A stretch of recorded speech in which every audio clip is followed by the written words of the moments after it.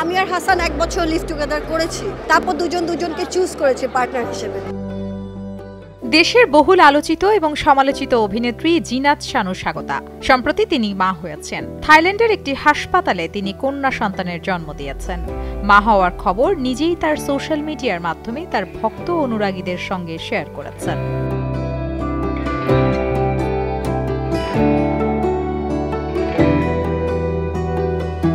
দুমাস আগে বাংলাদেশের চিকিৎসকেরা নাকি স্বাগতাকে সিজারিয়ান অপারেশনের পরামর্শ দিয়েছিলেন, কিন্তু স্বাগতা চান নর্মাল ডেলিভারি, আর সেজন্য থাইল্যান্ডে পাড়ি জমিয়েছিলেন তিনি।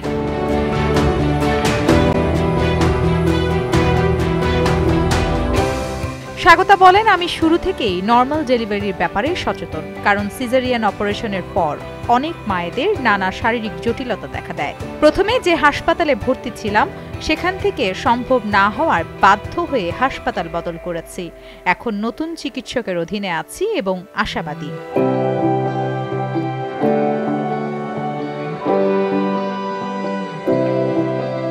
2023 সালের শুরুতে দ্বিতীয়বারের মতো বিয়ের পিঁড়িতে বসেন জিনাত শানু স্বাগতা। দীর্ঘদিনের প্রেমিক ও বন্ধু হাসান আজাদের গলায় মালা দেন তিনি। বিয়ের আগে তাদের লিভ টুগেদারের খবরে উঠে সমালোচনার ঝড়। এরপর গত ফেব্রুয়ারি মাসে মা হওয়ার খবর জানান স্বাগতা।